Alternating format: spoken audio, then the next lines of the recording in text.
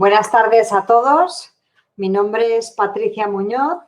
Trabajo en el Servicio de Microbiología y Enfermedades Infecciosas del Hospital Gregorio Marañón y es para mí un enorme placer daros la bienvenida a la primera jornada de PROA en antifúngicos de la Sociedad Madrileña de Microbiología Clínica.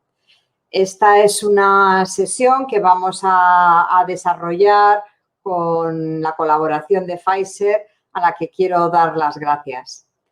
Y hemos diseñado pues 3 intervenciones que yo creo que se complementan bastante bien. En primer lugar, vamos a revisar cómo reaccionamos cuando empezó la pandemia del COVID-19 y qué se pudo hacer con los equipos PROA. Y esta presentación, de si lo hicimos bien, pues va a ser presentada por la doctora Marisela Valerio, del Servicio de Microbiología de Enfermedades Infecciosas, es una de nuestras infectólogas, y por la doctora Esther Chamorro, que es del Servicio de Farmacia. Y entre las dos pues van a hacer un poco de autocrítica y de descripción sobre lo que pasó y lo que pudimos hacer y cómo vamos a reaccionar a partir de este momento. En segundo lugar, hemos invitado a la doctora Marina Machado, que ha hecho una de las publicaciones, yo creo que más precoces y muy interesantes sobre un tema que nos preocupa mucho, que es la aspergilosis invasora en pacientes con COVID-19. Y le preguntábamos, así un poco provocativamente, si cree que estamos tratando o diagnosticando demasiado o demasiado poco. Sabéis que esto es un problema muy importante, pues ante la situación de crisis se han tratado pacientes que a lo mejor solo estaban colonizados o tal vez no estamos siendo suficientemente agresivos en el diagnóstico y puede haber pacientes que tratemos tarde. Entonces, Marina pues va a revisarnos esta entidad y yo creo que nos va a aclarar un poquito cómo están las cosas ahora. Y finalmente, pues yo voy a revisar qué características tiene el PROA de antifúngicos, que tal vez lo hacen ser un poquito distinto al PROA normal de antibacterianos que todos realizamos en los hospitales. Y también os voy a presentar algunos datos de nuestro hospital. Entonces, lo hemos titulado como PROA de antifúngicos pasado y futuro. Luego vamos a tener 15 minutos o 20 minutos en que vamos a hacer un diálogo y a intentar responder todas las preguntas que nos hayáis mandado. Para ello, os animo durante toda la charla a escribir las preguntas en el chat que podéis ver en la parte derecha de vuestras pantallas. Y sin usar más tiempo, porque yo creo que es mejor que podamos hacer unas presentaciones tranquilas y tengamos más tiempo para el diálogo, pues paso la palabra a Marisela Valerio y a Esther Chamorro, que nos van a hablar de la adaptación de los equipos PROA. Muchas gracias. Hola, buenas tardes a todos. En primer lugar, y en nombre de mi compañera Esther Chamorro, que tengo aquí a mi lado, nos gustaría agradecer a la Sociedad Madrileña de Microbiología Clínica, a la doctora Patricia Muñoz y a Pfizer la oportunidad de participar en esta jornada.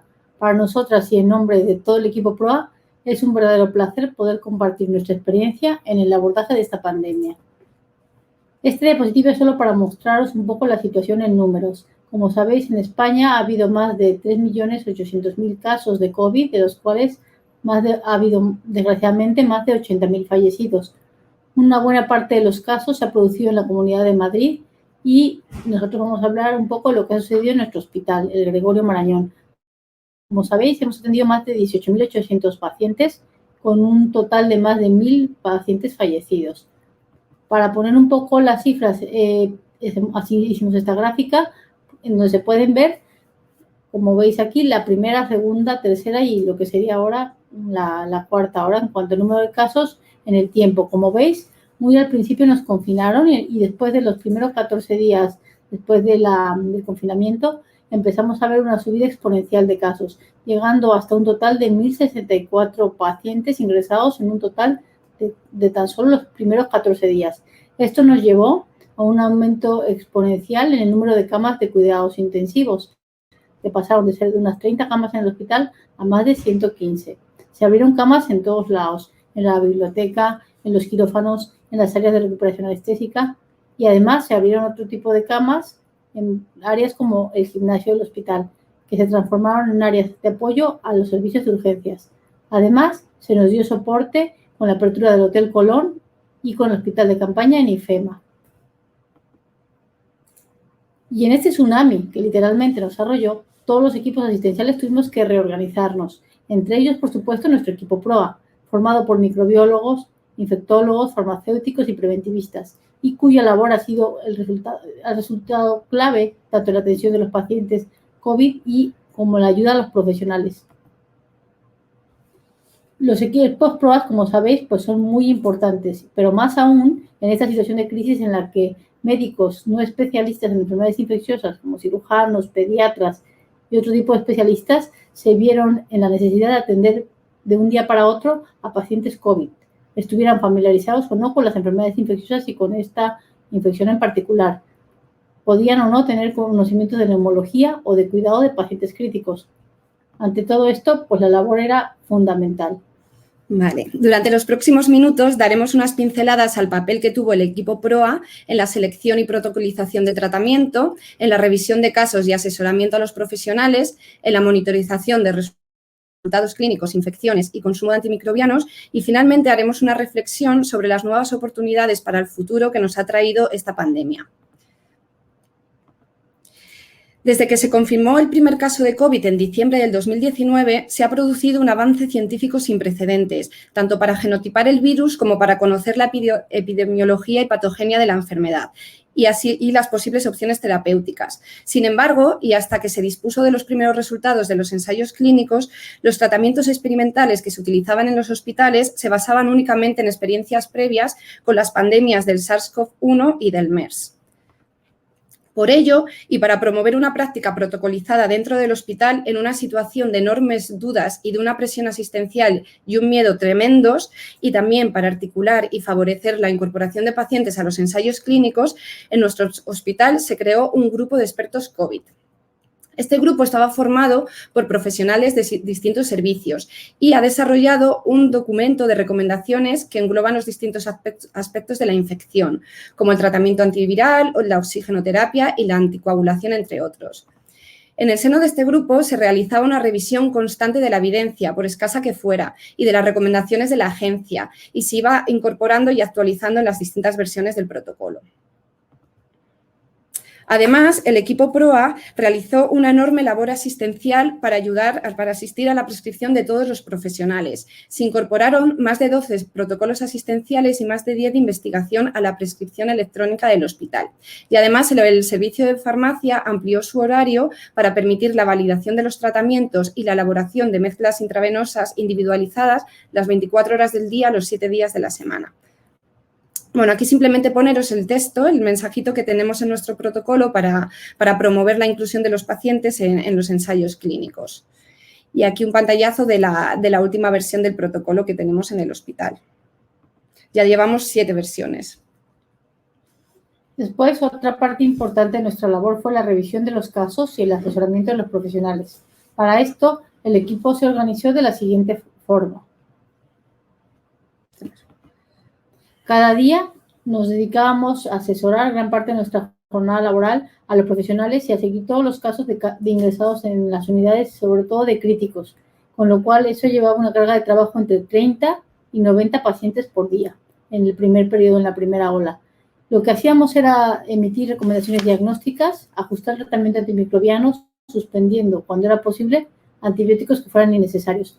Además, hicimos un seguimiento estrecho de las toxicidades que pudieran corresponder a los fármacos que estábamos iniciando. En muchas ocasiones eran fármacos nuevos para nosotros, como el Remdesivir, pero otros viejos conocidos en un principio de la pandemia, como el Lopinavir y Ritonavir.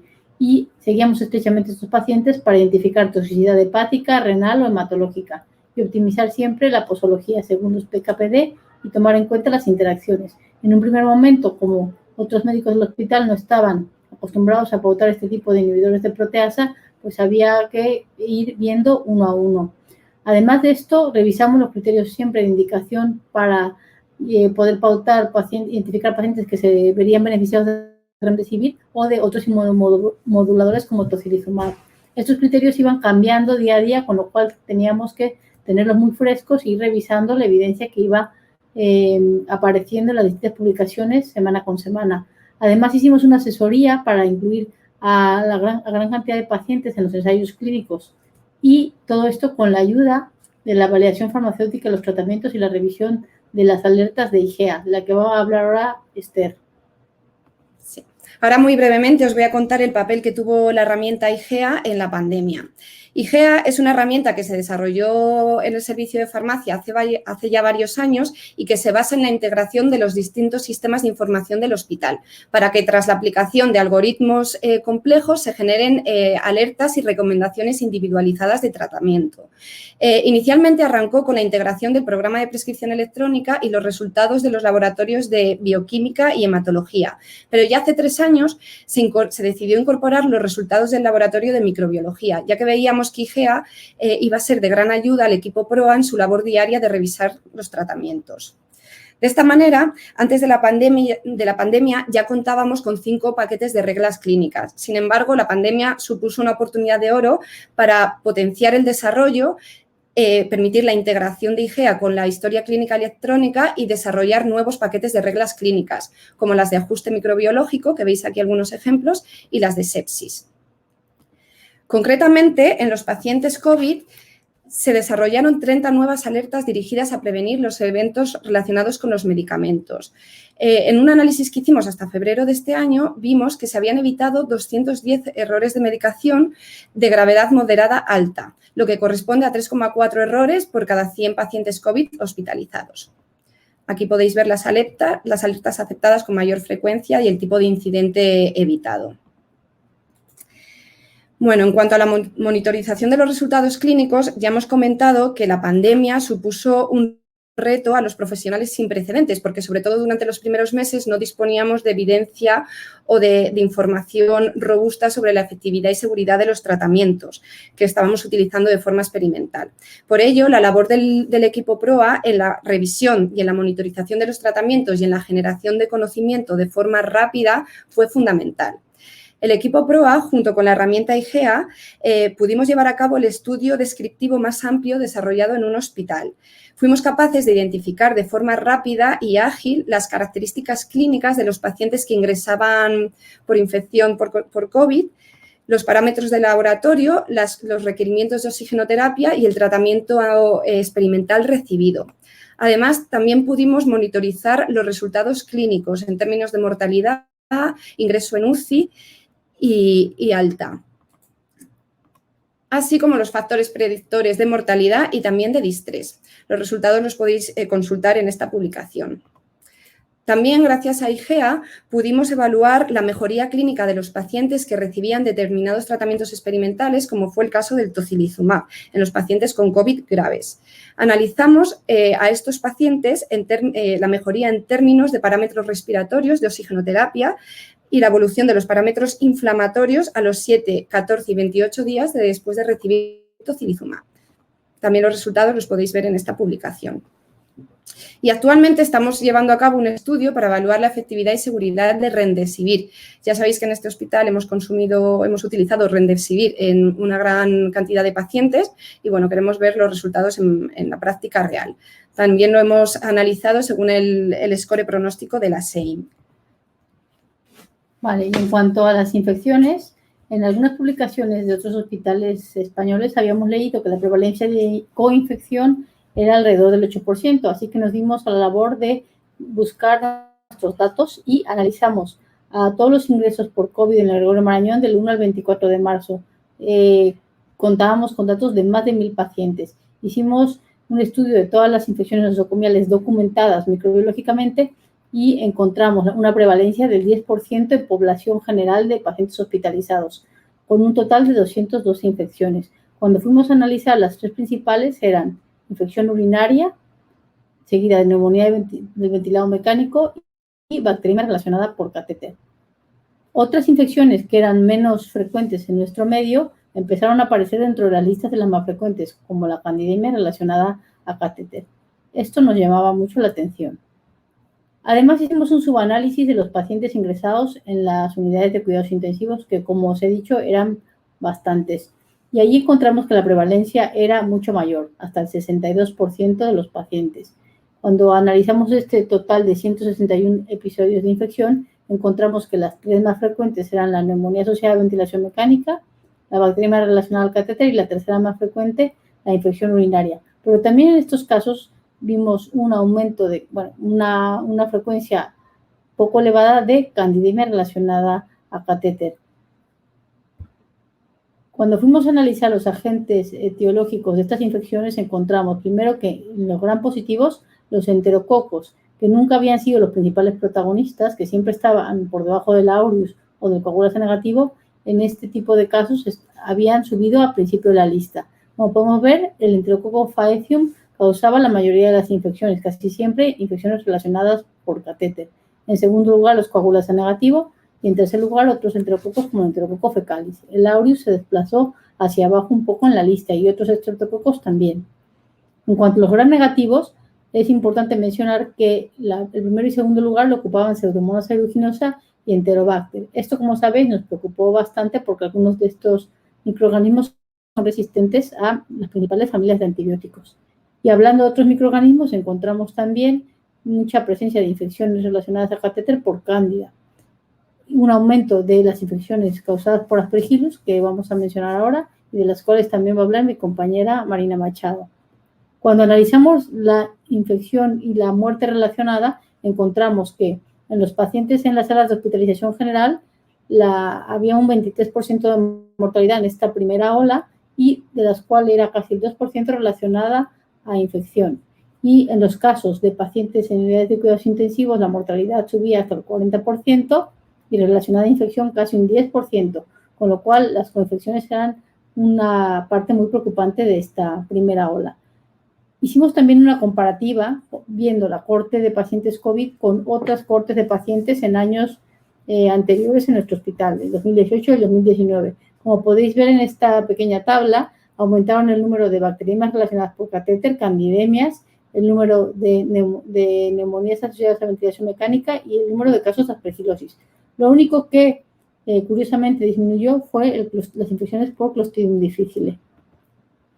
Aquí podemos ver una fotografía de la estadística de nuestro hospital durante esa primera ola. Como podéis ver aquí, hay un pico muy grande en los primeros meses, abril y sobre todo marzo, empieza todo en abril, cuando ya hay una gran cantidad de pacientes ingresados en las UBIs, en las unidades de cuidados intensivos, y esto sobre todo se vio en la primera ola. Es verdad que en la segunda ola también tuvimos un pequeño pico, pero mucho menor que en la primera.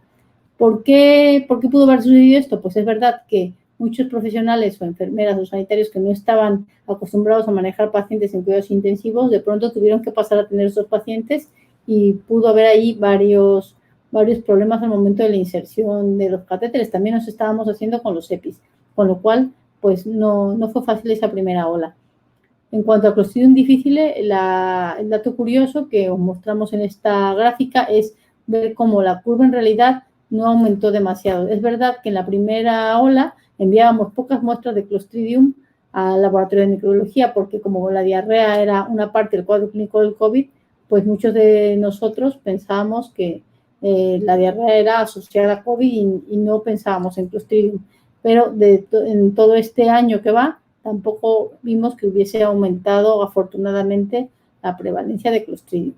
Y luego, en cuanto a candidemias, sí es importante mencionar que en la primera ola vimos un repunte de las mismas, sobre todo en los meses de marzo, abril y mayo.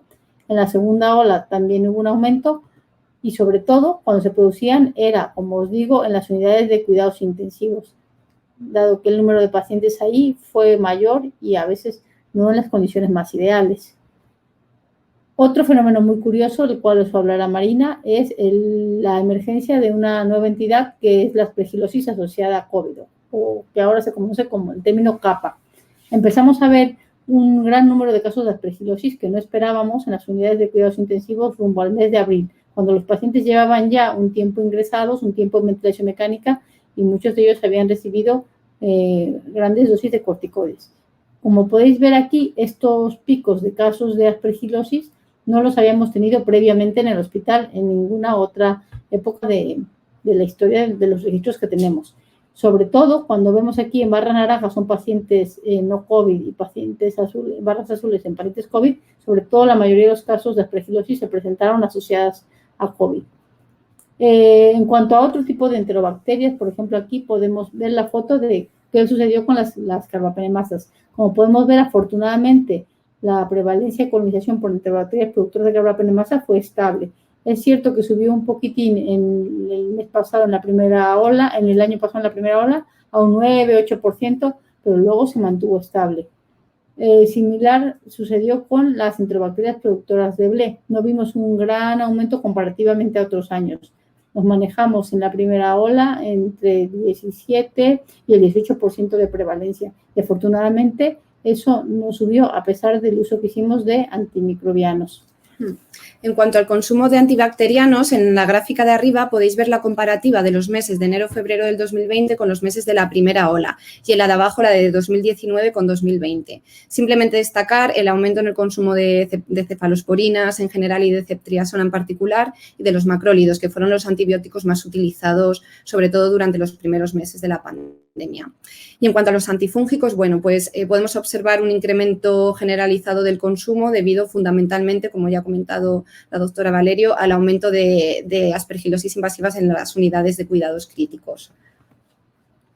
Y bueno, ya para finalizar, podemos concluir que, como en todas las crisis, también surgen nuevas oportunidades de mejora y de cambio para aprovecharlas ahora y en el futuro.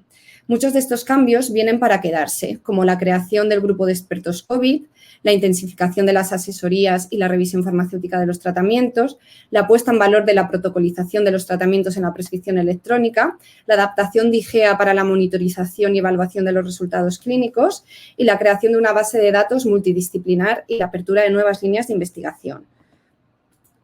Pero, sobre todo, queremos destacar la actuación integrada y solidaria de todo el equipo, como fue la unión y colaboración dentro del propio equipo PROA, la integración con el resto de equipos asistenciales del hospital, la gestión compartida entre el equipo y la dirección y, fundamentalmente, el sentido de pertenencia al hospital. Somos el Marañón.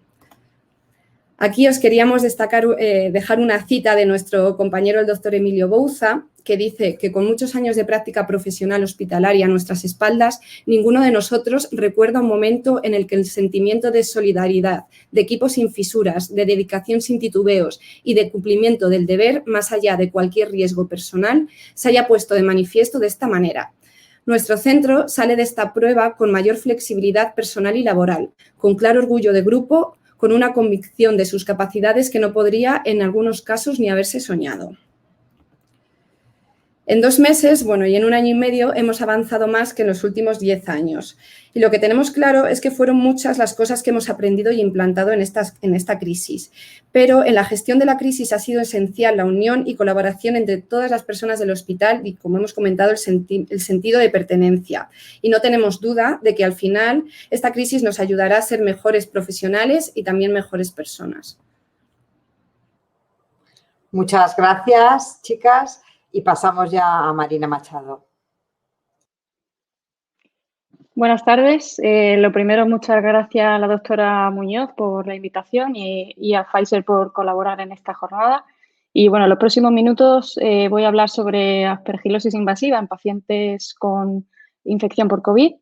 Y bueno, se me planteaba la pregunta de si hemos actuado demasiado tratando a pacientes con sospecha de aspergilosis o al revés, nos hemos quedado cortos. Y bueno, espero que en los próximos minutos pueda contestar a esta pregunta con lo que voy a hablar. Para ponernos en contexto a lo que nos enfrentamos, pues me gusta empezar con esta diapositiva porque demuestra la gran variedad de epidemiología que tenemos en pacientes con aspergilosis invasiva. Esto es una serie de nuestro hospital que venimos recogiendo desde 2014 de forma prospectiva y veis como, bueno, principalmente el paciente hematológico es el más susceptible de tener una aspergilosis invasiva, pero existe otro abanico bastante amplio de susceptibilidades como el paciente oncológico, cirrótico, trasplante de órgano sólido, el paciente POC, y veis como en torno a cerca de un 6% paciente crítico. Si bien esto lo hemos aprendido con el paso de los años, paciente crítico, intubación, sobre todo relacionados con la gripe, con momentos de pandemia de gripe. Y bueno, pues esto más o menos ha sido un poco lo que nos ha puesto de nuevo en la mesa con respecto a pacientes con COVID. Esto muchas veces se asocia también a otros factores como el haber recibido tratamiento con esteroides, y veis como en más del 70% de estos pacientes habían recibido anteriormente corticoides. Veis cómo esto ha cambiado en los últimos años. Esta gráfica demuestra los casos de aspergilosis invasiva en pacientes críticos de nuestro hospital, y veis cómo ha crecido exponencialmente en el año pasado y a lo largo de este año también lo estamos viendo, y en más del cerca del 60% de los casos de aspergilosis se produce en pacientes críticos. Esto nos llevó a analizar qué estaba pasando en nuestro hospital en la primera ola, y realizamos de forma prospectiva un análisis entre marzo y mayo del año pasado en todos aquellos pacientes que ingresaban por COVID y se aislaba un aspergillus en una muestra respiratoria. Los clasificamos como aspergilosis según los criterios disponibles hasta ese momento, que eran los criterios de ASPICU o modificados extrapolados de la gripe, y el de la RTC para aquellos pacientes que tenían algún factor de huésped de inmunodepresión. Veis la incidencia global de pacientes COVID hospitalizados, que es muy baja, no llega ni siquiera al 1%. Esto aumenta un poquito en la UBI, sin embargo, la mortalidad es muy alta. En este caso, todos los pacientes que tuvieron aspergilosis en la primera ola fallecieron. Centrándonos en los resultados de este estudio, obtuvimos un total de 8 pacientes con aspergilosis asociada a COVID, denominado posteriormente como CAPA, y de todos los aislamientos, 5 se consideraron colonizados. La mediana de duración de estancia en la UBI, todos estaban en ventilación mecánica, era de unos 8 días hasta el primer aislamiento de aspergillus, y muchos de ellos tenían además alguna coinfección bacteriana o vírica distinta a COVID, como la reactivación de CMV. Todos los pacientes habían recibido corticoides, una dosis alta, y durante un tiempo de duración bastante largo, más de 10 días. Y además habían recibido tocilizumab. Con respecto a la imagen radiológica, no nos aportaba mucho el TAC. Se hizo en bastantes pacientes para lo que hemos aprendido con el paso del tiempo en la serie publicada, que es muy inespecífico, y los hallazgos de opacidades bilaterales en vídeos de ilustrado típicos que hemos visto en COVID no nos aportaba una discriminación de aquel paciente que podía tener una aspergilosis. En este caso, únicamente un paciente tenía un nódulo cavitado que al radiólogo le sugería una posibilidad de aspergilosis invasiva. Comparamos, por tanto, todos aquellos pacientes que habían tenido aspergilosis y se habían considerado como CAPA con los que se planteó que podía ser una colonización. He señalado las principales diferencias y veis cómo aquellos pacientes con CAPA habían recibido más frecuentemente tocilizumab con respecto a los colonizados, llevaban más tiempo desde el que se había diagnosticado COVID, más tiempo de estancia en UBI, en ventilación mecánica, y más tiempo de bajo tratamiento antibiótico de amplio espectro antes del diagnóstico. Veis la mortalidad, y bueno, es una serie corta, pero sí que hay diferencias con respecto a los pacientes con CAPA y los colonizados. Esto, con el paso del tiempo, hemos aprendido que en series más largas no es tan diferente, que la mortalidad no cambia tanto en pacientes CAPA con los que se consideran control en ese estudio, pero en nuestro caso sí que había una diferencia de mortalidad significativa. Revisamos además la literatura que había publicado hasta ese momento, que bueno, no era mucha porque con el tiempo ha habido una explosión de casos sobre el tema, pero sí que analizamos hasta un total de 96 casos de aspergilosis en COVID, 93 de ellos ingresados en la UBI. Veis una mediana de diagnóstico similar a la nuestra, de 7 días de estancia en UBI antes del diagnóstico, y una comparación de las distintas clasificaciones de los pacientes que se realizó en esa publicación. Muchos de ellos ni siquiera se podían clasificar con estos protocolos, con estos algoritmos. Y esto demuestra una vez más la dificultad en el diagnóstico, en un consenso claro de qué paciente realmente tiene una aspergilosis invasiva y qué paciente puede estar colonizado. Discriminar esto es muy difícil, y esto nos ha llevado también seguramente a tratar en algunas situaciones más de lo que probablemente tenemos, y en otras situaciones a no tratar a pacientes que realmente se podían haber beneficiado de un tratamiento antifúngico. Aspergillus fumigatus fue principalmente el patógeno que se aislaba en las muestras respiratorias, pero no hay que perder de vista también especies críticas, sobre todo por el tema de las posibles resistencias que pueda haber. Con respecto al diagnóstico y a los métodos diagnósticos disponibles, el galastamanano, que sabéis que se puede realizar tanto en suero como en el lavado broncoalveolar, nos sirvió sobre todo en el lavado, no tanto en el suero, así como en el paciente hematológico, si es un marcador con una sensibilidad alta. En el paciente crítico, paciente no neutropénico, su sensibilidad suele ser más limitada, y aquí también nos lo demuestra una vez más que el suero, el galastamanano del suero no nos ayuda mucho a plantear un diagnóstico. Sin embargo, en el lavado sí que hemos aprendido que es un marcador bastante bueno y que hay que intentar en cualquier situación posible realizarlo. Los hallazgos inespecíficos, como he comentado antes, que el TAC únicamente en 4 pacientes tenía hallazgos subjetivos de infección fúngica según los criterios establecidos de los hallazgos radiológicos de la RTC, y veis la elevada mortalidad, más del 50% de los casos. Bueno, esto lo hemos seguido analizando. Esta es la primera ola, esta es la diapositiva inicial, pero con el paso del tiempo pues hemos visto que esto ha seguido existiendo en las distintas olas y sobre todo relacionado con la necesidad de pacientes en las unidades de cuidado intensivo, que en determinadas situaciones han estado muy colapsadas, han supuesto un gran problema, sobre todo para el manejo de estos pacientes por parte de los clínicos de las unidades de cuidado intensivo. Entonces, gracias al registro que se ha realizado de forma altruista por médicos de Madrid, tenemos fechas más o menos de inicio y de fin de las distintas olas y hemos podido tener una idea de la distinta incidencia que ha podido haber en la siguiente ola con respecto a los pacientes con capa. Este es el análisis de las 3 primeras olas. Ya en este momento tendríamos la posibilidad de hacer catalogar a los pacientes como capa según los criterios de clasificación del FMM, que luego mencionaré, sobre todo con la idea de unificar criterios y poder extrapolar mejor los resultados.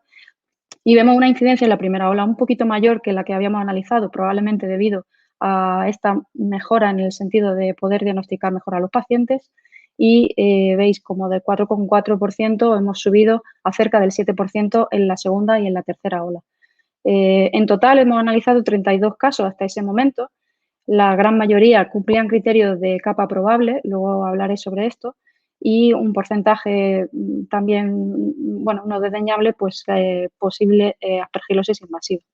El tratamiento de primera línea, nuestros pacientes, cerca del 40%, habían recibido tratamiento con isavuconazol, en segundo lugar voriconazol y en tercer lugar anfotericina B. Y 3 de ellos no habían recibido tratamiento antifúngico porque la situación clínica no era favorable y no llegaron a poder iniciar un tratamiento antifúngico. Comparando estas 3 olas, he marcado en rojo las principales diferencias que me han parecido interesantes analizar. Y bueno, pues sobre todo estas diferencias lo que demuestran una vez más es que con el tiempo y el aprendizaje que hemos tenido nos hemos podido adelantar al diagnóstico y sobre todo adelantar el inicio del tratamiento antifúngico. Veis los días desde que se intuba al paciente hasta el primer aislamiento de Aspergillus, como en la primera y la segunda ola rondaba entre 7 y 10 días y como en la tercera ola hemos adelantado esto, en el sentido de que hemos conseguido buscar, sobre todo buscando en el cultivo, haciendo screening basado en cultivo, acortar ese periodo de diagnóstico. También veis cómo se ha acortado los días desde el inicio de tratamiento antifúngico, desde que se aísla por primera vez Aspergillus en la muestra respiratoria, que al inicio estaba en torno a 9 días. Esto demuestra que probablemente llegamos tarde en muchas situaciones y como en la segunda y la tercera ola hemos acortado mucho más este inicio de tratamiento antifúngico. Con respecto a los marcadores diagnósticos, una vez más, resaltar la importancia del galastomanano en el lavado broncoalveolar.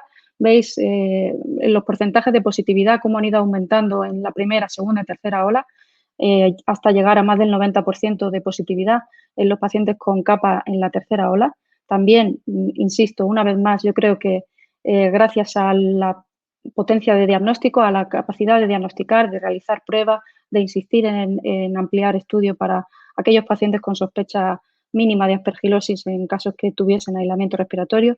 Y veis cómo también pues, se ha optimizado el uso de tocilizumab, que en la primera ola, pues debido a los protocolos existentes en ese momento, pues se usaba con más frecuencia y esto poco a poco se ha ido reduciendo a únicamente los casos que necesitaban realmente el tocilizumab. Y la mortalidad, pues si bien sigue siendo muy alta, se ha reducido a el 75% en la tercera ola, cuando recordad que estábamos en el 100% de los casos de aspergilosis de mortalidad en la primera ola. Como he comentado antes, se ha publicado mucho sobre el tema. Este es un registro en el que también participamos y, bueno, es un registro ya existente, el Fungiscope, que además revisa casos la literatura hasta el momento y en total analiza 186 casos de capa de 17 países. Por tanto, bueno, nos puede dar una diapositiva más global de lo que está pasando en otros países y no solamente en España. Veis la incidencia, que es muy variable, siendo la incidencia global que no supera el 10%, y esto sí se eleva más en pacientes críticos ventilados, que puede estar por encima incluso del 40%. Centrándonos en España, sobre todo por los hospitales que aportaron casos en la serie, esta incidencia es menor. En pacientes críticos, 2%, en pacientes ventilados, 5%. O sea que, bueno, no son cifras muy altas, pero ya digo, la comorbilidad que puede haber, la mortalidad y la dificultad del manejo de estos pacientes por parte de los clínicos, pues ha sido bastante importante. Veis, los criterios de clasificación, en este caso ya sí se aplican los criterios del FMM. La gran mayoría cumplían criterios de probable y veis el porcentaje tan bajo de criterios de probada, una vez pues, confirmado la muestra histológica de invasión de la IFA en el tejido. Por tanto, es muy difícil corroborar que una aspergilosis invasiva es probada porque en muchas ocasiones incluso no se ha podido realizar autopsia o no se ha realizado. Y el gran porcentaje de casos no clasificables por la RTC. Por tanto, las clasificaciones antiguas no nos han servido mucho, no nos han ayudado mucho para catalogar a los pacientes como aspergilosis invasiva y poder abordarlo de una manera un poco integral. La mortalidad también, una vez más, resaltar la elevada mortalidad, más del 50%. Por tanto, bueno, como he comentado antes, se reunieron 22 expertos de 14 países para, bueno, pues consensuar un poco qué estaba pasando y plantear las dificultades que estaba planteando el diagnóstico de aspergilosis invasiva en pacientes con COVID, que toda la serie estaban publicando alta mortalidad con un índice de sospecha en algunas situaciones relativamente bajo por esa falta de consenso diagnóstico. Entonces, bueno, con estos criterios intentar unificar y plantear las bases del diagnóstico para poder orientar al clínico a qué se está enfrentando delante de un paciente que se aísla una aspergilosis en una muestra respiratoria. Estos son los criterios diagnósticos que no voy a profundizar mucho, pero sobre todo nos planteamos un paciente con COVID positivo que está ingresado en la UBI, con un distrés, intubado y más o menos extrapolando los criterios de la RTC, de probada, probable o posible. En la probada, pues obviamente necesitaremos una biopsia para demostrar la invasión de las IFAs y la probable mencionando formas, una traqueobronquitis y otra pulmonar, porque sí hemos visto formas de aspergilosis en los que no hay afectación pulmonar. La radiología a veces no ayuda para discriminarlo, pero sí que el paciente tiene afectación traqueal con úlceras, nódulo, membrana y el paciente persiste con aislamiento en aspergillus y aunque no invade a nivel pulmonar sí que le afecta la situación clínica del paciente. En el caso de la presentación pulmonar, pues obviamente la presencia de infiltrado, la radiología y el cultivo, sobre todo el lavado y la detección de galactomanano, PCR o lateral flow, el lavado en suero son los criterios microbiológicos y todo ello acompañado de una clínica compatible, fiebre refractaria, insuficiencia respiratoria que no mejora a pesar de estar bien ventilado el paciente, dolor torácico, noctisis, etc. Todo eso, si va acompañado y se cumple en todos estos ítems, pues estamos ante un paciente que tiene una aspergilosis probable. ¿En qué caso sería posible? Pues en aquellos que tenemos una imagen patológica, que tenemos una clínica compatible y que las muestras respiratorias que obtenemos no son de lavado, no son de técnicas un poco más estériles, sino son VAS o aspirados traqueales. Y el galactomanano, que también plantea la posibilidad de realizarlo en muestras que no sean lavados. Nosotros la experiencia que tenemos no es muy buena en este sentido por el tipo de muestra que obtenemos, porque es muy espesa y no se puede en muchos casos determinar. También este consenso sienta un poco las bases de tratamiento para tener un consenso con respecto al manejo de estos pacientes y plantea como primera línea voriconazol y sabuconazol como preferiblemente intravenoso y teniendo en cuenta sobre todo las posibles interacciones que pueda tener el voriconazol por su metabolismo por el CYP3A4. En el caso de que sospechemos o se confirme una resistencia a azoles, pues se plantearía o bien afotericina B o bien asociada a una candina a azoles. nunca candina en monoterapia, ¿vale? Entonces, bueno, pues si utilizamos voriconazol, pues hay que acordarse siempre de hacer monitorización de niveles, sobre todo en aquellos pacientes que pensemos que va a tener un volumen de distribución variable, en pacientes con ECMO, con hemofiltro, insuficiencia renal, obesidad, que hemos tenido muchos pacientes con este perfil, y recordar que isavuconazol no requiere esta monitorización de niveles. Y bueno, pues esto ha generado mucha controversia, efectivamente. Nos planteamos que CAPA es una entidad en sí misma o es una muestra más del riesgo de aspergilosis en paciente crítico. ¿Cómo podemos realmente contestar esta pregunta? Pues es muy difícil. Es verdad que tenemos una analogía bastante común con pacientes con gripe y bueno, pues sí que nos recordaba muchísimo al paciente con gripe, con distrés, intubado en la UBI, que recibe en algunas situaciones corticoides, pero sí que hemos visto algunas diferencias y es que en COVID parece que puede haber un poco menor daño pulmonar y sin embargo más alteración inmunológica, bien por la propia infección o bien por el tratamiento que se le ha administrado con inmunomoduladores. Una vez más, resalto el escaso consenso diagnóstico que ha habido hasta el momento y las series publicadas con distintos criterios, clasificaciones, y esto ha sido muy difícil analizar la verdadera incidencia de aspergilosis en COVID. Los criterios del FMM más o menos intentan consensuar esto, pero no son técnicas validadas por datos fisiopatológicos, por tanto es difícil realmente establecer que se trate de una aspergilosis invasiva.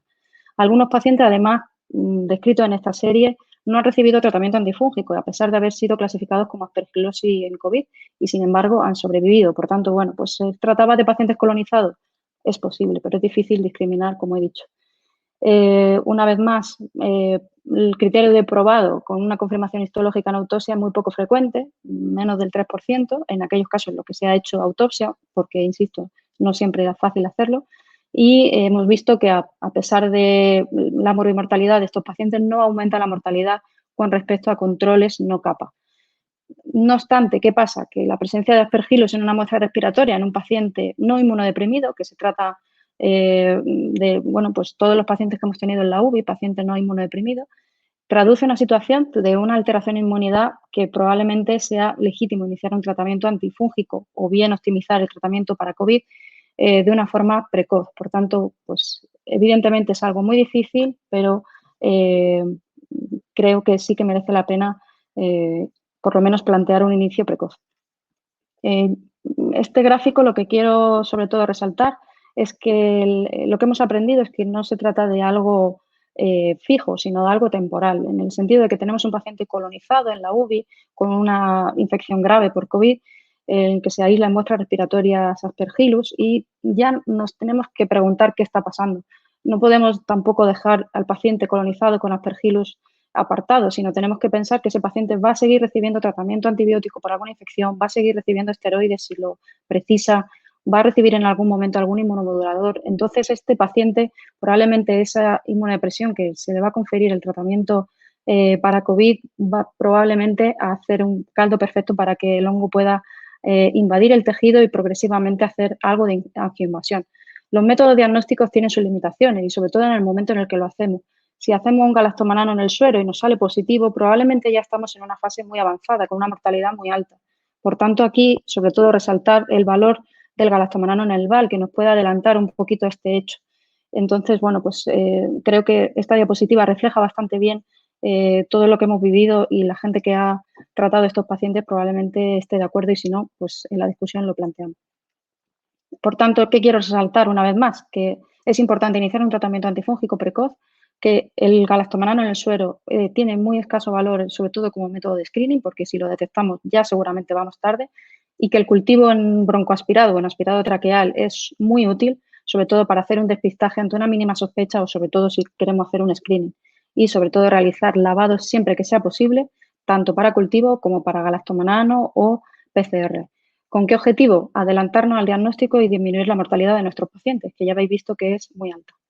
Esto es un algoritmo que he propuesto en base a todo lo que os he ido comentando, que bueno, no quiero tampoco centrarme porque no quiero demorar mucho el tiempo, pero sobre todo resaltar una vez más la posibilidad de hacer un screening con cultivo, aspirado traqueal o VAS, y si en el caso de que tengamos cultivos positivos, en ese caso, si consideramos que el paciente clínicamente se acompaña de una posible aspergilosis, valorar iniciar un tratamiento y sobre todo buscar cultivar, hacer un lavado, realizar galactoma nano y si tenemos disponible también beta-glucano, sobre todo con la idea de que si las muestras son positivas mantendremos un tratamiento antifúngico el tiempo que lo precise y si son negativos, aquí en este gráfico son unos datos que se han presentado ahora en el ECNIC y veis el galactoma nano en el VAL, el valor predictivo negativo que tiene tan alto. Por tanto, si nos sale negativo y habíamos tenido la sospecha, probablemente no será una aspergilosis. Entonces, podremos suspender un tratamiento de forma más precoz, pero una vez más insisto en que si no lo hacemos no vamos a saber a qué nos enfrentamos. Y bueno, estas intervenciones un poco que he planteado, pues sobre todo estadiar bien el momento de la infección basado en cultivos, marcadores, con el objetivo de predecir la mortalidad, iniciar un tratamiento antifúngico adecuado, sobre todo a la situación clínica del paciente, pensando pues, que es un paciente en hemofiltro, que es un paciente con obesidad, sobre todo por el tema del volumen de distribución, potenciales interacciones y sobre todo de forma precoz. Hay que optimizar también la estrategia terapéutica para COVID, para disminuir el daño pulmonar, ayudar también al sistema inmunitario a que equilibre esa alteración que produce COVID, usar los esteroides de una forma corta, con la dosis adecuada y limitar el uso de inmunosupresores como el tocilizumab para casos que son estrictamente necesarios. Y en todo caso, si estamos ante un tratamiento antibiótico empírico por alguna sospecha de infección bacteriana, suspenderlo si los cultivos son negativos. Y bueno, muchas gracias sobre todo a todo el servicio de microenfermedades infecciosas porque sin ello todo esto de lo que he hablado no sería posible. Muchas gracias, Marina. Yo creo que ha sido una charla excelente y que ha levantado muchas preguntas y muchas ideas para comentar luego en el diálogo. Entonces, sin más dilación, pues paso un poco a repasar con vosotros cómo entendemos el programa PROA o el Antifungal Stewardship, que es como lo encontraréis en la bibliografía en inglés. Y bueno, ¿qué es esto, ¿no? de Antifungal Stewardship? Bueno, pues el PROA de antifúngicos, nosotros estamos convencidos de que siendo parte del PROA general debe ser llevado a cabo por personas con mucha experiencia en la administración de antifúngicos, porque tiene algunas características especiales. Si bien su objetivo es el mismo que el PROA normal, pues es dar a nuestros pacientes el antifúngico, en este caso, indicado en el momento apropiado y, sobre todo, con la duración correcta, limitar la resistencia a los mismos y, últimamente, nuestro objetivo es mejorar los resultados de nuestro paciente con objeto de reducir la mortalidad y evitar la toxicidad. Esto es lo que tenemos que conseguir, esto tenemos que hacerlo muy rápidamente, las infecciones fúngicas invasivas no nos dan tregua y esto hay que conseguirlo con un equipo como yo creo que estamos demostrando en todas estas charlas, ¿no? O sea, mejorar la indicación, la elección del fármaco, su dosificación, las interacciones y niveles y la duración del mismo. Y esto ha recibido ya bastantes artículos y bastantes revisiones. Una de ellas, si os interesa, pues es esta que yo os recomiendo, en el que analizan en este artículo del Current Opinion in Infectious Diseases por qué es necesario y si es que es necesario un PROA de antifúngicos. Entonces, yo creo que todos estamos de acuerdo en que las infecciones fúngicas invasivas están incrementándose y además es que son cada vez más variadas y afectan a poblaciones distintas, como Marina nos ha enseñado. El problema que tenemos además es que los tratamientos, los diagnósticos no son tan obvios como lo es en las infecciones bacterianas y por lo tanto se utiliza muchísimo tratamiento empírico y muchísima profilaxis. Esto está conduciendo a un incremento a la resistencia. Muy pocos hospitales tienen monitorización de niveles de antifúngicos y aunque los médicos pues muchas veces pensamos que sabemos de todo,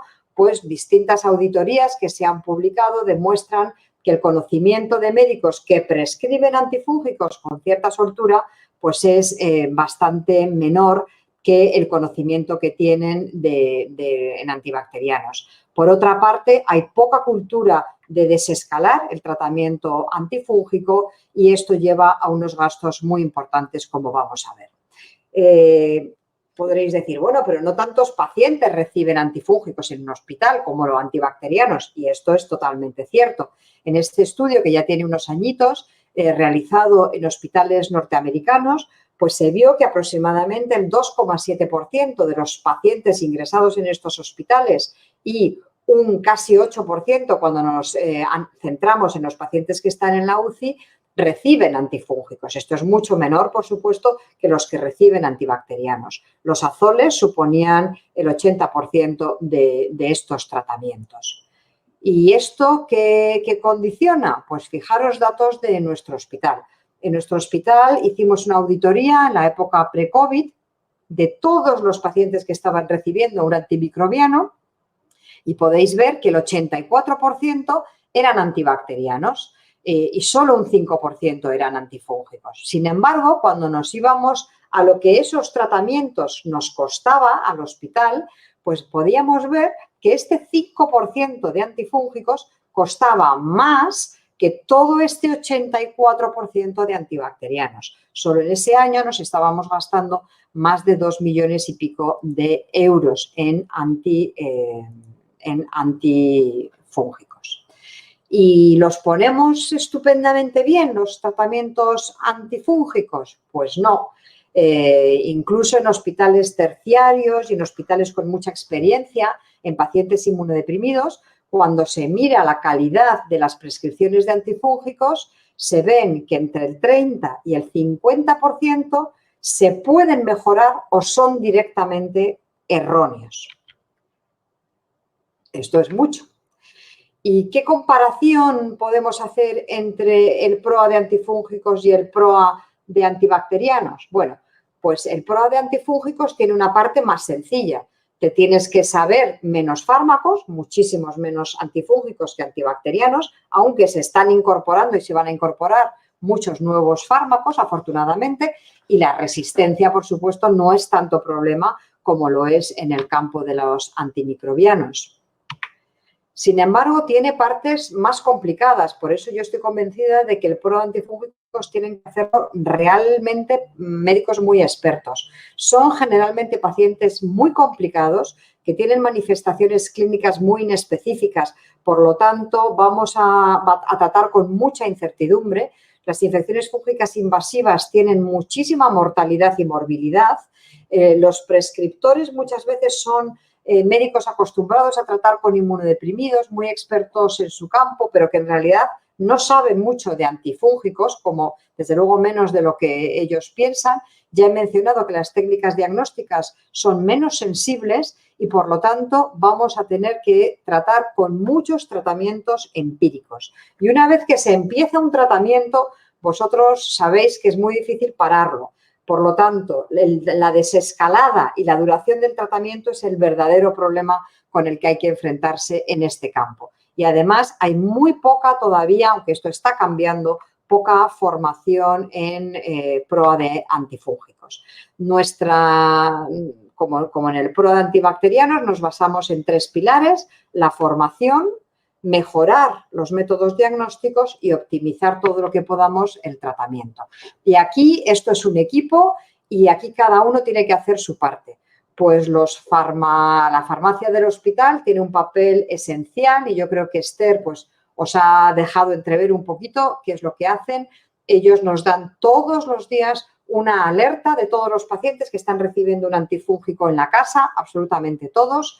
Ellos tienen una herramienta de prescripción que habéis podido ver y que yo os voy a volver a enseñar, que además de dar las indicaciones aprobadas en la casa, especifican las interacciones, especifican los costes, ellos negocian los costes y hay unos farmacéuticos expertos en antifúngicos. Pero los clínicos tienen también que hacer su parte, tienen que hacer mucho más diagnóstico, tienen que aceptar las decisiones del equipo. Y luego los infectólogos y los microbiólogos pues tienen también que hacer unas intervenciones muy rápidas y que saber trabajar en equipo como podéis comprender. Y esto pues claro requiere que cada uno se deje el ego en casa y que todos estamos a una intentando hacerlo mejor para nuestros pacientes.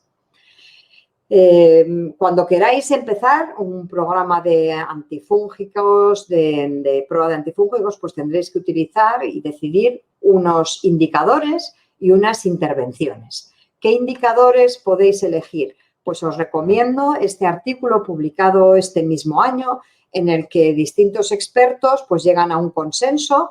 Ellos sugieren hasta 38 indicadores y yo creo pues lo que hay que hacer es escoger unos cuantos que sean significativos para el grupo e intentar empezar con ellos. Podemos escoger pues mejorar la calidad de nuestros cuidados, por ejemplo, pues tener pocos tratamientos incorrectos, eso estaría bien, tratamientos empíricos que ni siquiera cubren el patógeno, o podemos escoger intentar mejorar el pronóstico de algunas infecciones, pues empezar por algo sencillo, de la candidemia, o reducir el uso innecesario de antifúngicos, o reducir el coste, o reducir la resistencia. Hay ejemplos para todo. Y las intervenciones también son muy variadas y os resumo en esta diapositiva, pues intervenciones que son formativas, intervenciones que son restrictivas, tú no puedes prescribir este antifúngico si yo no te dejo, esos suelen solucionar problemas a corto plazo, pero son difíciles de mantener a largo plazo y no son bien recibidas. Nosotros nos basamos mucho en el consejo a pie de cama, en el diálogo con los equipos. Esto requiere muchísimo esfuerzo y mucho tiempo, pero es muy eficaz a largo plazo. Podemos hacer también grupos de medidas, lo que está llamado bundle, y de esto hay mucha experiencia en candidemia y os las recomiendo. El farmacéutico, el farmacólogo ahí dando consejo es también muy útil y de parte de microbiología siempre intentar avanzar en los métodos diagnósticos porque esto, tanto sean los resultados positivos como negativos, va a reducir la incertidumbre. ¿Esto lo tienen todos los hospitales? Pues ni mucho menos. Fijaros en esta encuesta realizada en el Reino Unido, solo un 15% de los hospitales tenían un equipo de prueba de antifúngicos de forma estable. ¿Y quién la puede hacer? ¿La puede hacer solo un farmacéutico? ¿Necesita también un infectólogo? Pues mi opinión es que son necesarias las dos cosas. Este es un estudio realizado en Alemania en pacientes hematológicos y oncológicos. Ahí se dio un entrenamiento de 2 sesiones, un protocolo que la gente llevaba en el bolsillo y diariamente un farmacéutico hacía consejo. ¿Qué se consiguió con esto? Pues a los 6 meses, desde luego las dosis habían mejorado, había menos pacientes con la dosis incorrecta, había mejorado también la selección del fármaco y había mejorado las interacciones medicamentosas. Sin embargo, el farmacéutico no tenía tanta eficacia en afectar a la indicación del fármaco y tampoco a la duración. En este sentido, ellos mismos concluyen que es necesario un médico senior y un infectólogo con mucha experiencia para poder cambiar una indicación o una duración de un antifúngico. O sea que esto demuestra que tiene que tratarse de un equipo y cada uno hacer su parte. ¿Un experto, un infectólogo experto puede realmente afectar al pronóstico de estos pacientes? Hay muchos datos que demuestran que sí. Y fijaros este estudio de Italia, cómo demuestra que la consulta a un infectólogo en pacientes con una candidiasis invasiva reduce la mortalidad. Por lo tanto, yo creo que esto es prácticamente de obligado cumplimiento porque esto se ha demostrado en cándida, se ha demostrado en aspergillus, se ha demostrado en infecciones bacterianas, por supuesto, como Bacteriemia por aureus, etcétera, etcétera. ¿Y cómo lo hacemos en el Marañón?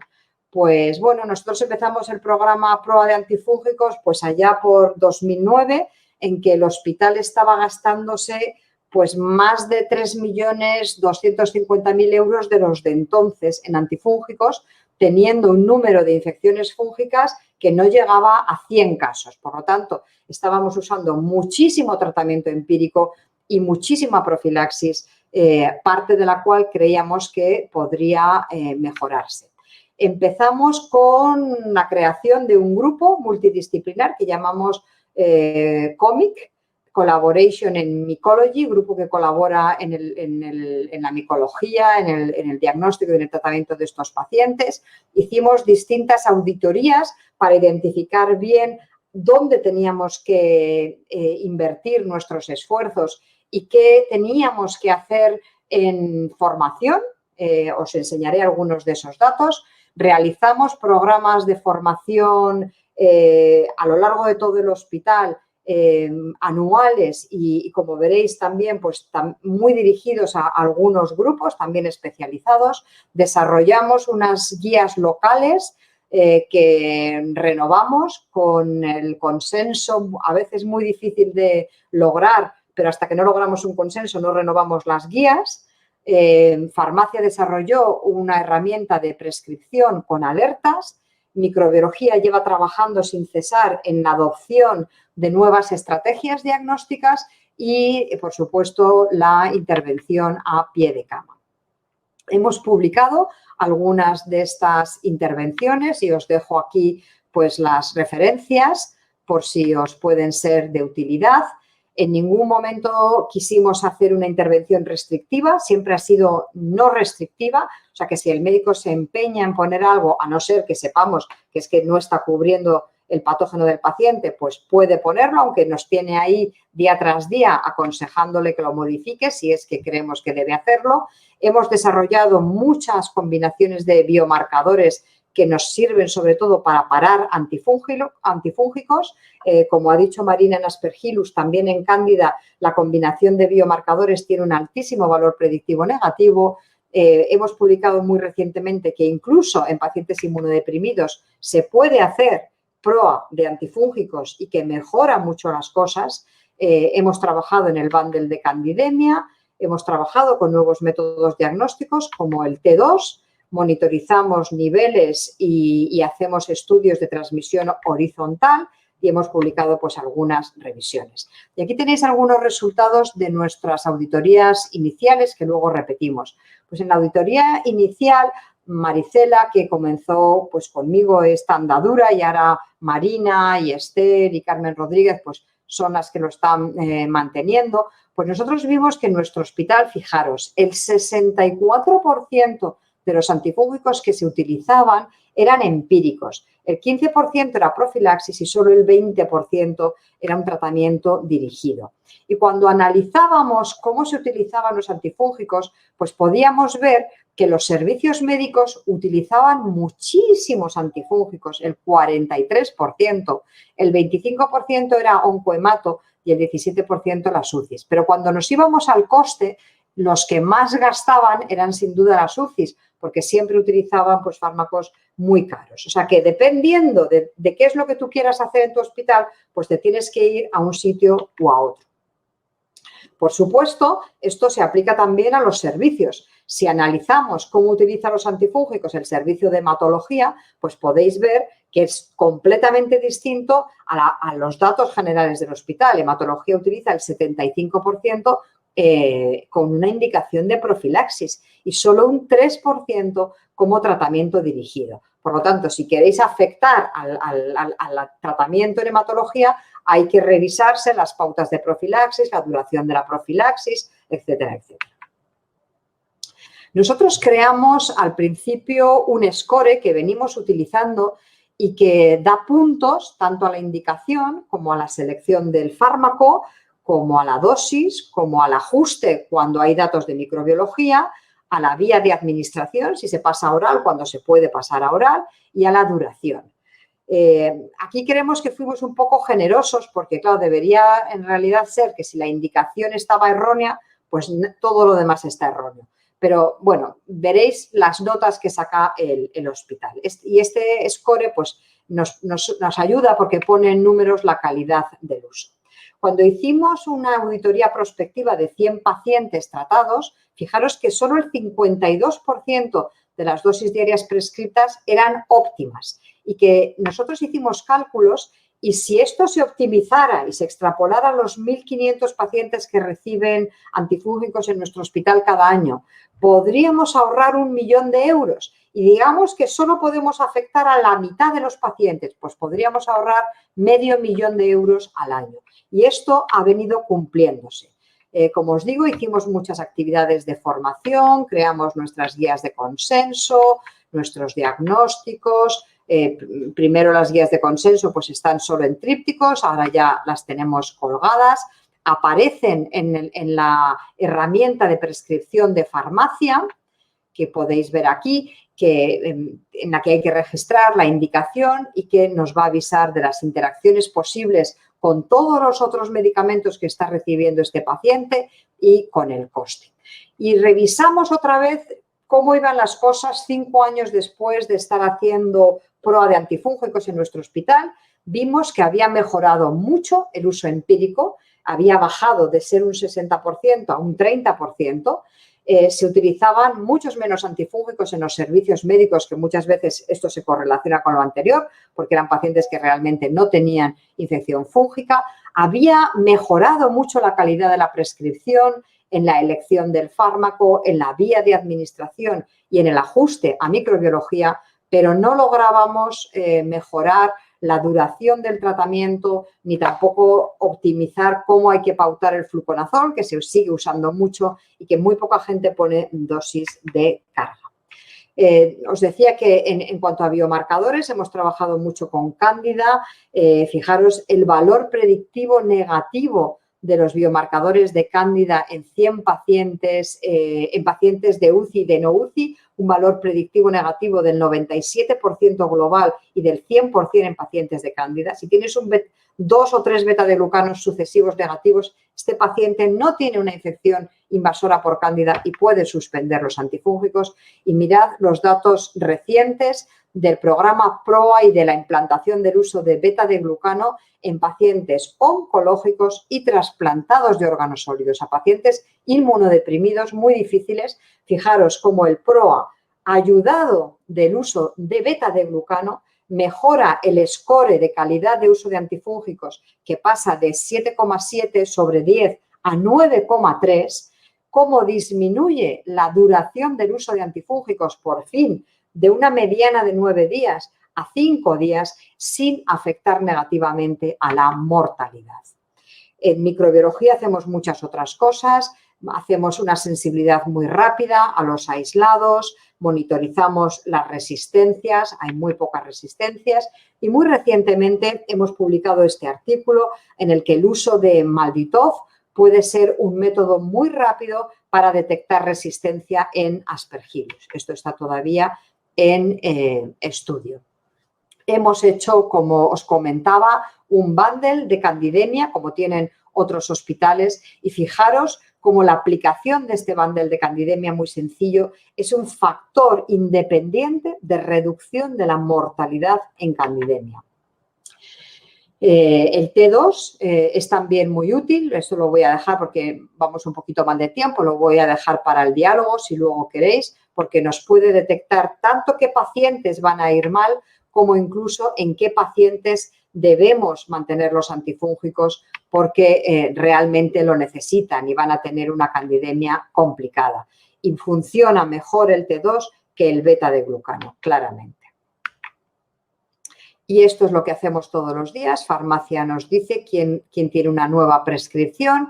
Vamos a hacer una visita a pie de cama, hacemos unas recomendaciones diagnósticas y terapéuticas y finalmente vemos la evolución y farmacia monitoriza el gasto. Y esto lo llevamos haciendo desde el 2011. Fijaros cómo el 45% de las prescripciones tienen algún error.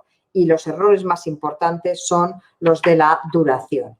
Y este es el coste de los antifúngicos, cómo fue disminuyendo aproximadamente a $500.000 de euros cada año, hasta que llegas, claro, a un plató. Es difícil seguir siempre reduciendo este coste, pero esto se puede conseguir y sin tener efectos adversos sobre la mortalidad del paciente, sino, como veis, incluso se reduce la mortalidad y se reduce la resistencia. Fijaros cómo cuando empezamos incluso logramos reducir la resistencia a fluconazol en nuestras cepas causantes de candidemia. Por supuesto, esto iba bastante bien hasta que pues llega el COVID y se produce un aumento muy importante en el consumo de antifúngicos, que yo creo que está justificado, pero que podemos dejar un poquito pues, para la discusión. Y con esto, pues ya doy paso otra vez a mis compañeras para que podamos tener un rato de discusión entre todas. Si podéis abrir, por favor, la cámara y vuestros micrófonos. Pues veo a Marina, que ya está ahí preparada.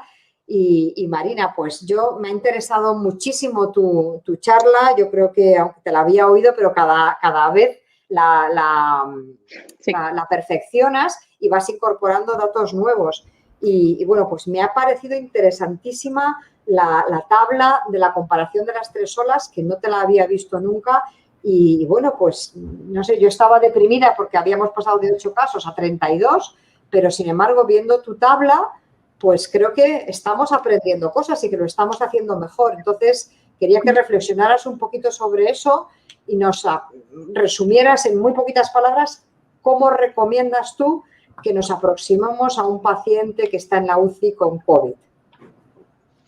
Pues sí, yo creo, ya a mí me pasó lo mismo que a ti. Yo estaba súper deprimida y ya lo sabes, que esto era un tema que nos preocupa tanto y, sin embargo, cuando ves la comparación de las 3 olas, pues parece que no está tan mal la situación, en el sentido de que el aprendizaje que hemos tenido en todo este tiempo pues ha ayudado a que mejoremos la mortalidad, a que mejoremos la forma de diagnosticarlo y adelantarnos al tratamiento, que yo creo que es lo más importante en estas situaciones.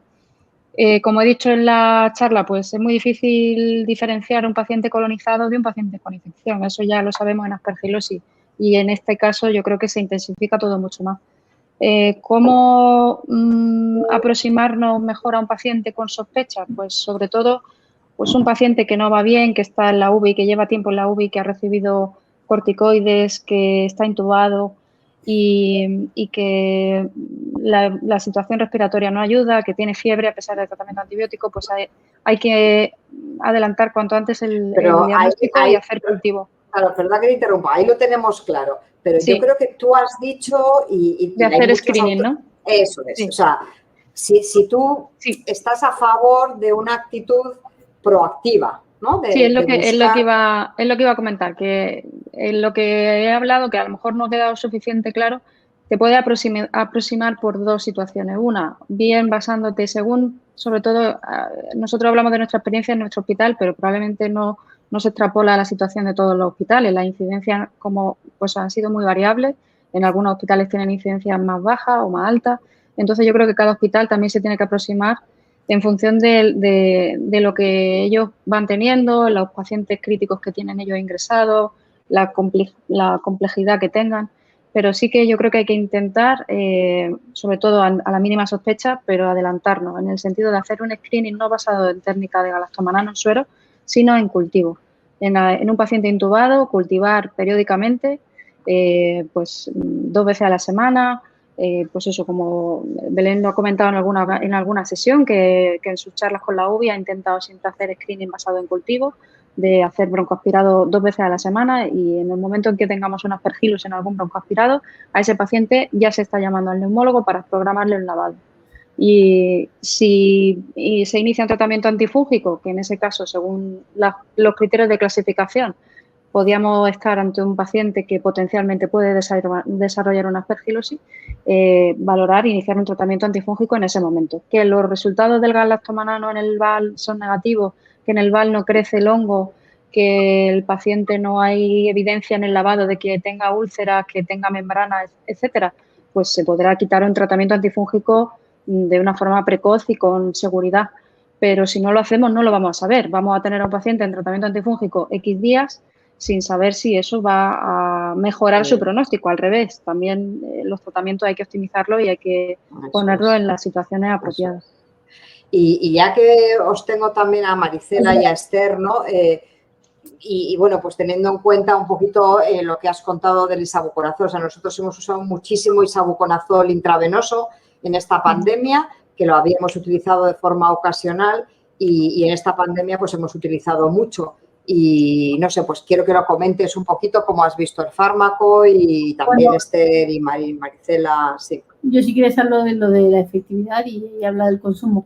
Como habéis visto, salió revisión recientemente del grupo de la FMM, el primer autor creo que es Coeller, y ellos se posicionan por la experiencia que han tenido en la recuperación de casos, como primera línea de tratamiento ponen al isavuconazol y al voriconazol en primera línea, y segunda línea ponen anfotericina y y otras cosas, o sea, se posicionan muy bien. ¿Y por qué? Pues, ¿y por qué nosotros utilizamos mucho isavuconazol en primera línea? Bueno, las razones son muy claras. Primero, estos pacientes, muchos de ellos estaban con múltiples medicaciones, múltiples medicamentos, incluyendo en ocasiones inhibidores de proteasa, otros fármacos que se metabolizan por citocromo P450 por vía hepática, con lo cual queríamos evitar interacciones, que las teníamos muy en cuenta. No teníamos en ese momento, en los primeros momentos de la pandemia, niveles de voriconazol, porque todo nuestro esfuerzo estaba centrando en el laboratorio de microbiología, en las determinaciones, en las PCRs, en las serologías, en otras cosas, y no teníamos para hacer en ese momento monitorización de niveles, con lo cual es mucho más seguro el isavuconazol en ese sentido, porque no tenemos toda esta variabilidad interindividual que presenta el voriconazol. En segundo lugar, muchos de estos pacientes tenían problemas ya de función renal. Es de todos conocido que al final pues estaban con hemofiltro, estaban pues, algunos con ECMO. Entonces, tener un azol, pues, en lugar de anfotericina también era algo que preferíamos. Y además, la tercera cosa es que, como sabéis, muchos de los pacientes críticos en quienes vimos esto, pues, son también pacientes obesos o con comorbilidades, en los cuales, pues, el usar isavuconazol antes que voriconazol nos parecía más prudente.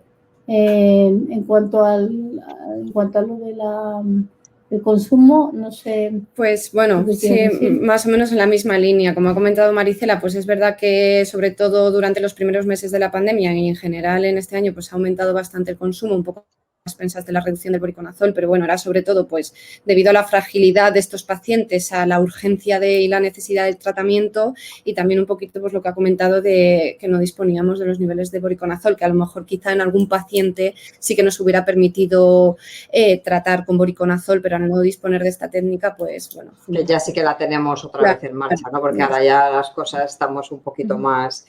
Y Esther, ya que tienes tú la palabra, pues sí, me ha gustado muchísimo vuestra presentación también. Yo creo que es una reflexión muy buena.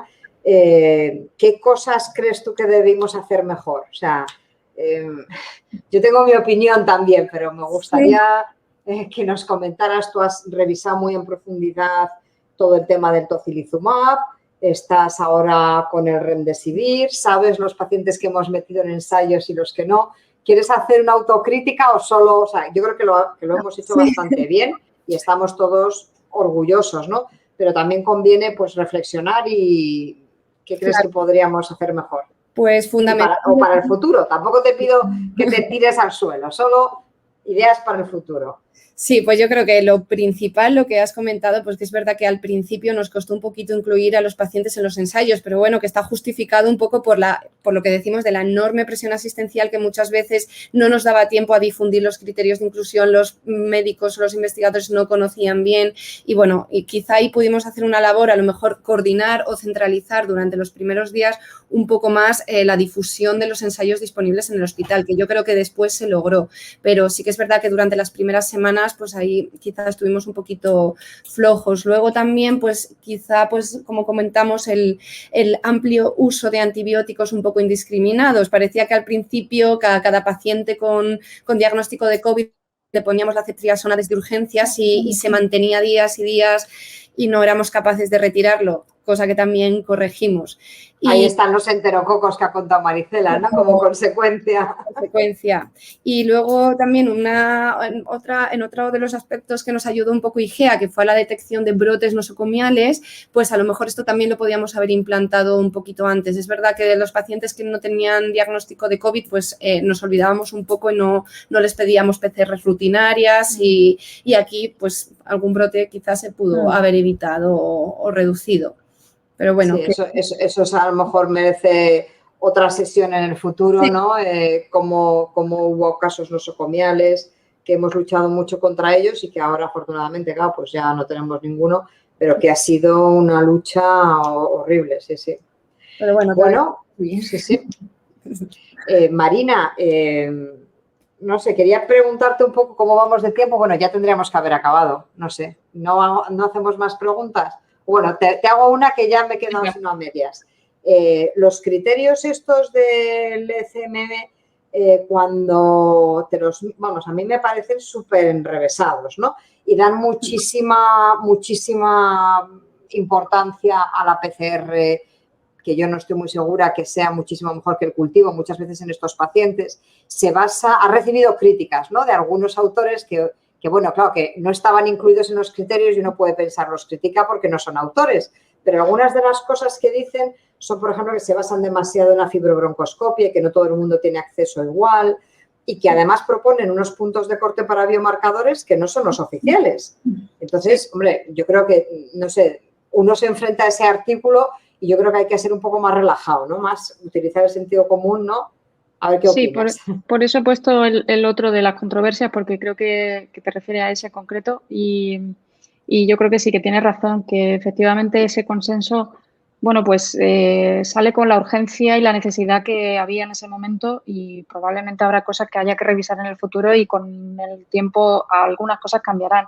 Los valores del galactomanano, por ejemplo, que utilizan no en el lavado y en el suero, que sí son los habituales, sino en la muestra no VAL, broncoaspirados, por ejemplo, se basa en un estudio único, no validado, que, bueno, nosotros pues no hemos tenido, la verdad, la suerte de tener disponible esos resultados porque es una muestra muy mucosa, difícil de analizar y que en el laboratorio, y no solamente en el nuestro, sino en otros hospitales, me consta que tampoco les resulta fácil hacerlo. Entonces esos valores la verdad es que nos resultan poco útiles. Sí que es cierto que eso, que una vez más insisto en que no está validado y no son estudios analizados con una histopatología compatible y comparados realmente con casos de aspergilosis invasiva, que una vez más difícil de analizarlo, pero sí es cierto que al principio nos dio como un aire fresco de decir, por fin tenemos algo que nos sienta las bases de cómo diagnosticar a nuestros pacientes. Igual, sí. Para unificar criterios, sobre todo de cara a las publicaciones que había en ese momento con tanta disparidad de criterios y sí es cierto que luego leyendo la letra pequeña pues probablemente hay cosas que habrá que analizar y en el tiempo pues veremos quién tiene la razón, pero sí, yo creo que hay cosas con controversias todavía por saber, insisten y en el ECMID yo creo que lo importante y la conclusión final es hacen falta ensayos clínicos y de momento ante la ausencia de ensayos clínicos pues no podemos saber y analizar bien todo esto. Muy bien. Bueno, pues quiero terminar agradeciendo a todos los oyentes que nos hayan hecho caso aquí en mitad de julio, agradeciendo muchísimo a las excelentes ponentes que hemos tenido. Espero que les haya gustado. A mí me han parecido charlas interesantísimas y yo creo que nuestro mensaje de hoy es decir que hay que hacer equipo, que aunque las cosas vengan difíciles, es nuestra obligación poner toda nuestra sapiencia y aprovechar todo lo que cada uno puede aportar para garantizar que nuestros pacientes reciben el mejor tratamiento.